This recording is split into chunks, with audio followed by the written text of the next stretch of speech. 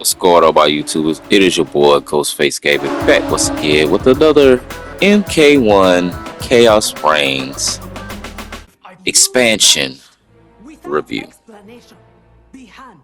This is my honest review. So, if you've been looking at some videos that's been going around, there is a lot of, I'd say, disappointment in the expansion pack because people feel like it doesn't give a MK1 feel or Mortal Kombat feel. I know we're all used to the like tournament setting. I'm not even gonna lie, and you'll see it in here somewhat throughout the video. But spoilers, they do rip something straight out of the MCU. It's a whole lot of multiverse shenanigans going on, and I think we're all to the point of multiverse, multi timelines, alternate universes. We're all a little bit fatigued because not too many people get it right. Not too many people get it right when it comes to telling multiverse stories. And with the Great Reset and MK1 or Mortal Kombat after MK11, the story had a purpose. The villain had a purpose, and you could kind of follow that story. And after that, you thought that would have been the end of it. But in a sense, just like the MCU, I feel like Mortal Kombat needs to, whether it's an MK2 or it would technically be MK13 if they do it, or Mortal Kombat number 13. But since they done the Great Reset, it'll be MK2, right? I feel like in the next installment, if they do another installment, because from the reviews, this expansion has done pretty bad thus far. But if they do, which I'm pretty sure they will, they're gonna try to right their wrong. They need to just go ahead like the MCU and wrap up the multiverse story. Finish with your Great Reset. You know what I'm saying? I love Liu Kang as the Fire Lord. Brilliant. Which one? They could lead anywhere. There's no way to know. Let us choose and keep moving. But bring back Raiden as, the Thunder God. We have to do a reset for a lot of reasons. The story, for some people, I like the story. Even though Havoc is one of those villains that you don't really see as being a main boss villain, maybe, second or right up under the main boss villain, but you don't really see him as the main villain. So before I get into what I completely dislike about it, I'll get into what I do like. I love the redesign for Tanya. I love that design. I'm not even tripping on the gender swapping of Sector and Cyrex. Because the movesets are totally different. They're a lot more fluid. That's why you can tell they're feminine. They're a lot more fluid. Nothing like Sector and Cyrex that we remember, which is cool. And I can dig that. Gave some side characters like Rain, Tanya, Reiko, and Lee May, gave them some light. Gave all of them some light. So they did an MCU thing there. It took some characters that don't really play main characters or main parts of the story, main protagonists. They've always been side characters that have never been expanded upon. I do like and appreciate the fact that, they gave them something to do, something major, a part of the story to do. That's cool. I can dig that. Now, for the 4 chapters, this is where I had an issue with. For the 4 extra chapters with the 4 extra parts, for the most part, you pay the price of a brand new game for an expansion pack that they just could have charged us $39 for. You know what I'm saying? If they was gonna do it like that, they just could have charged us about $35, $39. or whatever your average going rate price is. But to charge almost $60, you know what I'm saying, for the full expansion pack where you get all 4 chapters, which has 4 parts to each chapter. I feel like they should have separated Rain and Tanya's instead of made them one kind of chapter together. It wasn't worth it. This is why games like, and if you've been watching the channel, you've been watching me play this. So this is why games like Black Myth Wukong is excelling right now, because there's nothing extra to it. There's no buy crystals and buy this and microtransaction. It's none of that. It's a straightforward one-player game without all the microtransactions and expansion packs. Even though it does have an expansion pack coming out, but if anything, they need to take a lesson from MK1 and their expansion, and MK1 needs to take a lesson from Black Myth Wukong as far as how to conduct this series. Because at this point, we thought the series was dying. They brought it back with MKX, MK11. You know what I'm saying? Then the MK1, we was all feeling that this will kill you off right here. You know what I'm saying? One bad flaw.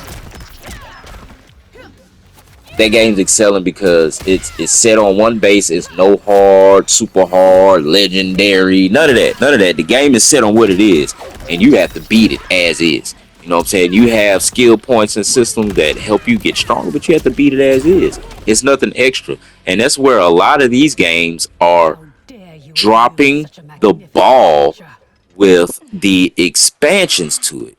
You know what I'm saying?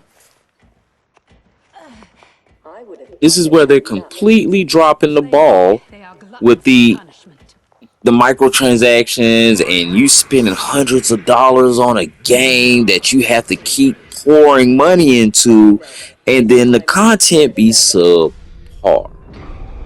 Once again, I love for what it is and what it's doing. I like the story. I just don't feel like, Havoc should have been the main villain. You're going to introduce the Komidogus, but then don't say anything about Onaga. And if you're building up to Onaga, you kind of killed it off with this. You know what I'm saying? Like, you put a bad taste in people's mouth if you're planning within the next 2 expansion packs. Because you forget, you know what I'm saying? We have another set of characters that come. We have Kunjin and they got Conan on there. Kunjin is part of the 3rd pack. But even with getting this, you see you got Coded, you got T1000, somebody else. I haven't looked at the full. I ain't even gonna lie, because I play the game as is. But you have some people that are coming, and this might stir people away from when even the new characters get released. For people like me, you know what I mean? Because I've always been an avid MK player, but as of recently, the only time I get on is when the new characters from the expansion pack or the combat pack that I bought are released, and I'll get on to do a player gameplay. I don't even participate in the combat league anymore. I barely do invasions now because the content low-key sucks, bro.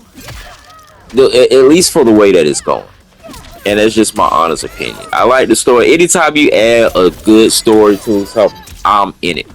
I'm somebody that I played Warframe for 7 years before I figured out it had a complete story to it. Call me what you want. But once I figured out the story to it, man, I fell in love with the game even more. So, with that being said, NetherRealm Studios, man, y'all have some straightening y'all need to do, man. I don't know. So somebody asked me on one of the streams while I was playing, like the story itself was barely 2 hours. You get what I'm saying? Like, the only reason I have a 2-part to it is because I had some adulting to do that day, and I wanted to break it down into 2 streams because we were just recovering from Hurricane Helene, just getting our power back on. So I wanted to give you guys some extra content to watch with the MK1 Chaos Reigns expansion, But we get to that point and it wasn't even 2 hours. You know what I'm saying? Like I was done with it by the time I started the game that morning, and by 4 o'clock that afternoon, I was done. And when I say that, that's because I broke it up into two parts. So to be honest, if I would have played it all the way through from the time I started at 9 o'clock, then by 12:30 that afternoon, I'd have been done. If that, I probably would have been quicker than that. Because that's how short each part of the chapters are. So yeah, NetherRealm Studios, man, y'all got some work y'all need to do. Somebody asked me on my stream what I gave it out of 10. I said a strong 7 out of 10. And for me, I give it a 7 out of 10 because of like what you're seeing right here. I dig this kind of content. I can go for this. You know what I'm saying? But I know the potential of this game and what's expected. And for some of us, this is what we expected. Subpar content for inflation of money. So yeah, but just it's a 6.5, 7 out of 10. And that's for the gender swap, the highlighting of side characters that we don't really get to hear much of or see much of. But yeah, another room. We need some work, man. We need some straight. Real talk. So tell me your thoughts. If you played the expansion pack, and tell me how you feel about it, man. Like if you were satisfied with the content that we got and you expect more, you want a refund, let me know. Hey, my comment section is an open door. If you haven't subscribed, go ahead and subscribe to the channel. Hit that like, share this to all social media platforms. Yes, my boy Dev did get his gift card. So at that point, yeah, man, I see the numbers rising. I see them jumping, and I also see that 85% of y'all haven't subbed to the channel. We're doing a gift card giveaway at 300 subs. I'll also be giving away a personalized T-shirt from the Ghost Lore store that I'll design myself. Hit that notification bell so you know every time I go live or every time I upload a video or a short whenever me and my wife out on the town. It's your boy Ghostface Gaming. I will see y'all in a few when I drop this live stream later. Peace, y'all. Be safe. Okay, just one more plugin. Just one more plugin. I had a problem with the Citadel of Havocs.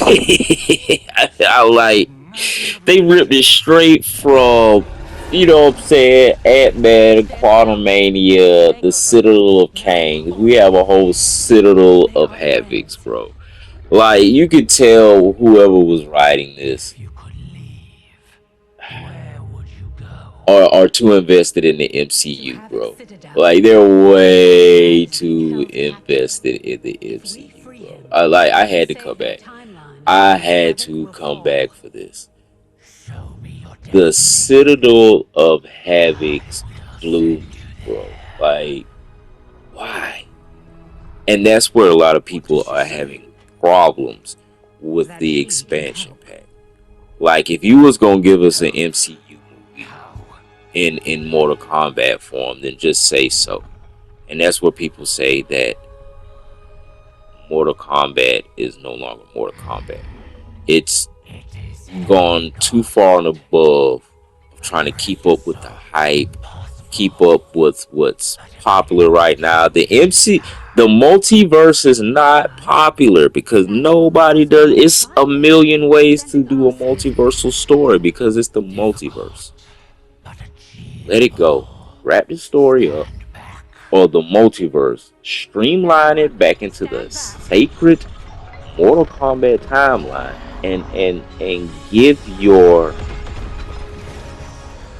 patrons content that they can love. Like once again, this is why Black Myth Wukong is probably going to get Game of the Year. I can pretty much bet my yearly bonus that that game will get Game of the Year over all of them. Man, it's your boy Ghostface Gaming. Don't forget the gift card giveaway at 300 subs, man. Like, subscribe, share to all social media platforms. Look, don't block me, Nether Realms, but just heed what we saying. Please give us content that we love and don't mind spending our hard-earned coins on, man. I'm out, y'all.